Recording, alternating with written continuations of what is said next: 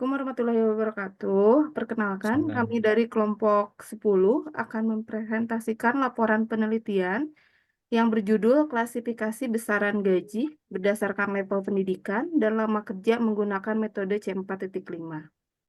Adapun eh, anggota kelompok kami yaitu Ahmad Furqon Jailani, Henriko, Kiska Prida Aprilia, Rizwanda Kuncahyo, dan Yuliana. Untuk latar belakang masalah akan disampaikan oleh Teh Kiska. Untuk Teh Kiska, mangga dipersilahkan. Ya, makasih. Untuk latar belakang, gaji atau pendapatan merupakan salah satu bentuk balas jasa berupa uang yang diberikan oleh pihak perusahaan pada pegawai atau karyawan sebagai konsekuensi dari statusnya sebagai orang pegawai atau karyawan yang sudah membantu kontribusi kepada perusahaan dalam mencapai tujuannya. Kemudian, eh, pada penjelasan lain, gaji rata-rata pekerja tergantung pada jenis, profesi, pendidikan, dan upah minimum.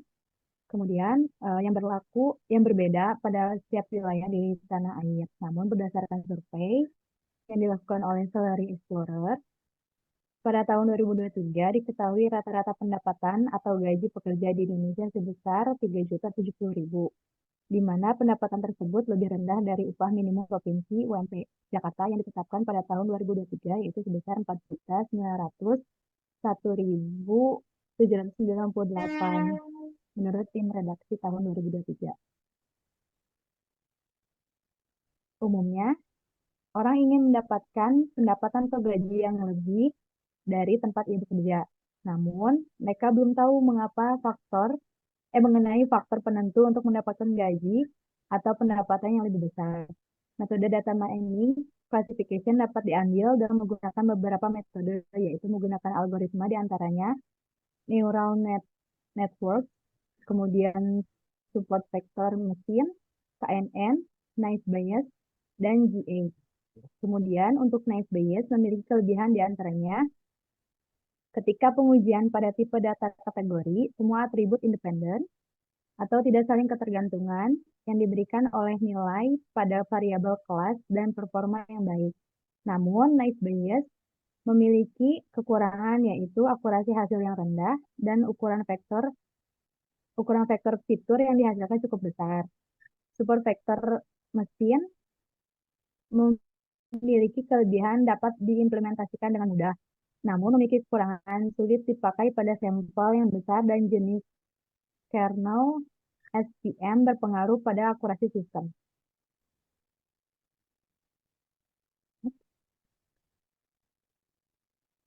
Pada metode Naive Bayes dan SVM memiliki kesamaan kekurangan, yaitu pada saat kesalahan pemilihan fitur dalam beberapa kasus dapat mempengaruhi akurasi secara signifikan dan membuat waktu perhitungan semakin bertambah.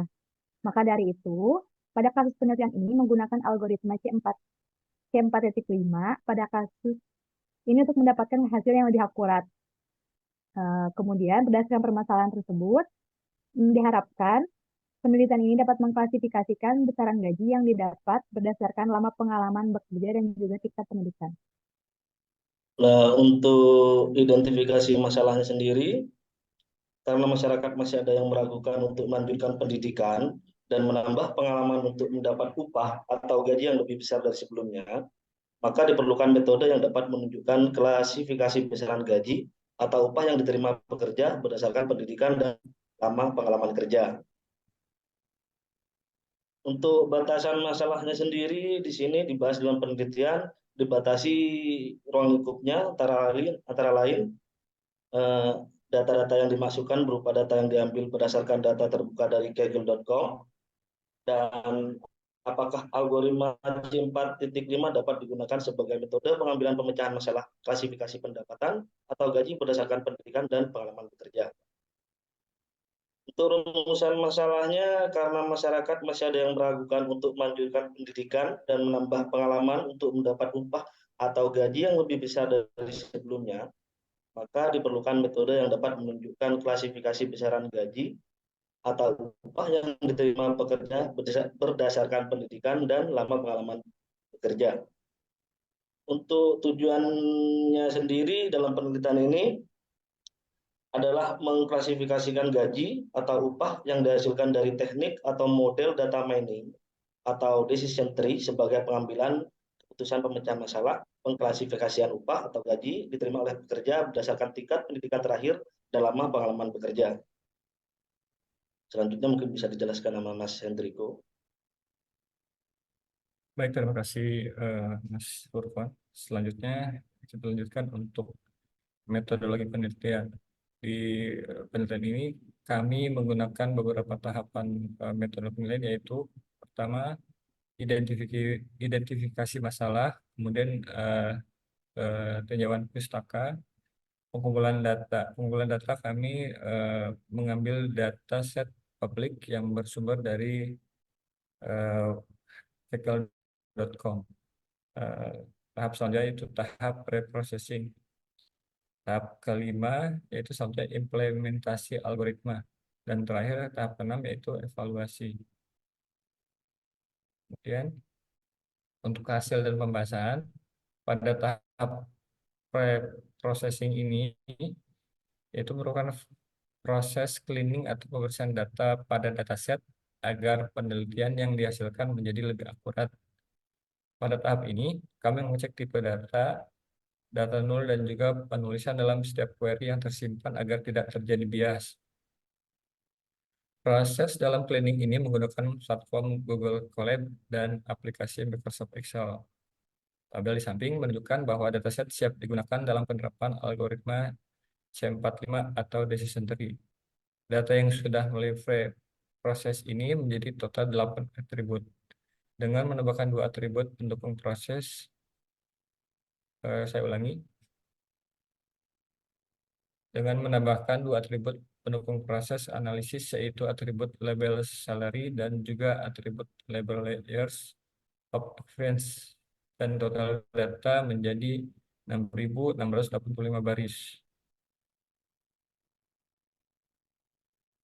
Adapun penambahan di label salary menggunakan perhitungan kuartil 1, kuartil 2, kuartil 3 pada kolom salary dengan rumus yang kami gunakan yang sudah ada di Microsoft Excel. Dari hasil itu akan dihasilkan untuk low kisaran antara 350 sampai dengan 70.000 US dollar per tahun.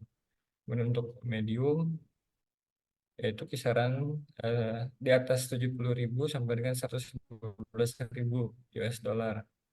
Kemudian untuk klasifikasi height yaitu di atas 115.000 sampai dengan 160.000.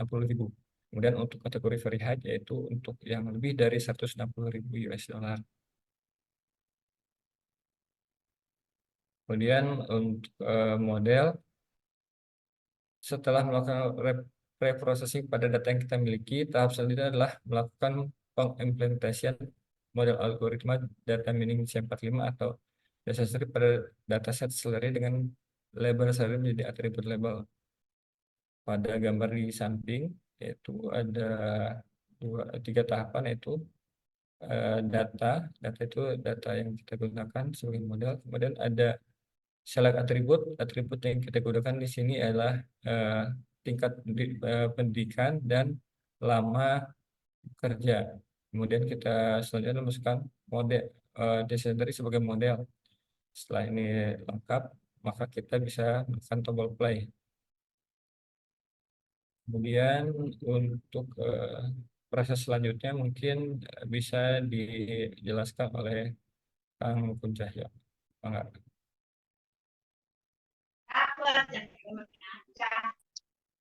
Oke, untuk selanjutnya tadi setelah dimasukkan model C45, di sini ada sedikit menjelaskan mengenai hasilnya, di mana pada pengalaman bekerja 0 sampai 5 tahun dan pendidikan setara SMA memiliki penghasilan ya kisaran low, banyak dari kisaran 350 sampai 70.000 dolar per tahun dengan total 423 item dari total 423 item yang bekerja pada 0 sampai 5 tahun dan setara SMA.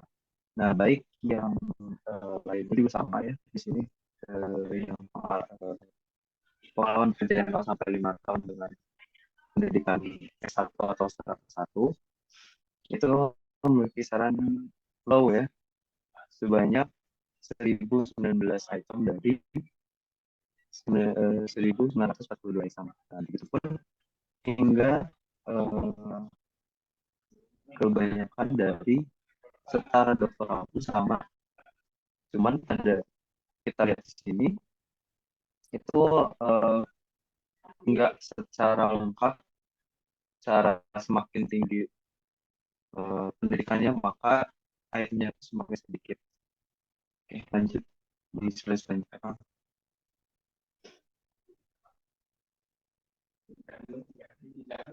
Nah, di sini kita lihat yang bekerja itu lebih dari 20 tahun. Setara SMA itu memiliki penghasilan yang sangat tinggi, ya, very high, yaitu kisaran lebih dari 160.000 dolar per tahun. Nah, ya, tapi sini hanya sebanyak 2 item saja dari total item. Ketika yang ada pendidikan setara S1 dengan bekerja lebih dari 20 tahun, memiliki penghasilan yang tinggi juga, ya sangat tinggi, yaitu sebanyak 48 item dari 50 item. Nah, kita bisa lihat juga yang doktoral, yaitu lebih dari 160 dolar per tahun juga, yaitu sebanyak 102 item dari total 104 item. Nah, selanjutnya untuk bisa melihat hasil yang lebih akurat lagi, kita menggunakan model lagi. Dan juga di sini kita membagi dulu ya, membagi data menjadi 2 bagian, yaitu data training dan data testing, untuk menguji tingkat akurasi dari metode atau algoritma yang kita gunakan. Nah, di sini kami menggunakan rasio 0,8 banding 0,2 atau 80% data training dan 20% data testing. Ya, selanjutnya ya, di sini itu kita menggunakan apply model dan performance untuk menghitung hasil tingkat akurasi dari model yang kita pasangkan pada dataset kita. Itu di sini ada datanya, selanjutnya di select attribute, di mana tadi kita terfokus pada tingkat pendidikan dan juga tingkat pengalaman kerjanya. Selanjutnya di split data agar datanya bisa dibagi menjadi data training dan data testing. Selanjutnya dipasang algoritma, apply model, dan juga performance. Nah, itu sih. Selanjutnya kita lihat hasilnya di belakang.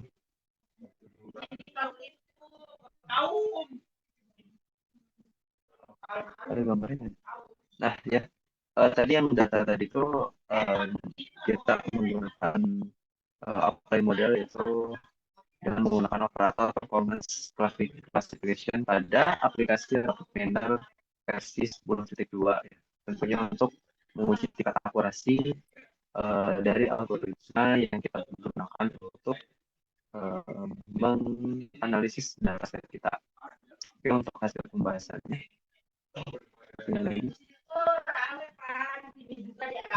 Oke, untuk tingkat akurasinya di sini menunjukkan bahwa yaitu memiliki tingkat akurasi sebesar 69,84%. Nah, maka dapat disimpulkan bahwa pengklasifikasian besaran berdasarkan level pendidikan dan lama bekerja itu kurang akurat. Nah, ketidakakuratan ini bisa terjadi karena mungkin adanya variabel lainnya atau pengaruh lain yang mempengaruhi tingkat akurasinya. Gitu. Tingkat akurasi dari algoritma yang digunakan. Nah, mungkin ada yang mempengaruhi itu seperti ya posisi pekerjaan, umur, selanjutnya itu ada jenis kelamin, nah, seperti itu. Nah, itu untuk hasil atau evaluasi dari dataset atau penelitian yang kita gunakan. Yang selanjutnya yaitu kesimpulan akan dijelaskan oleh teman saya yang selanjutnya.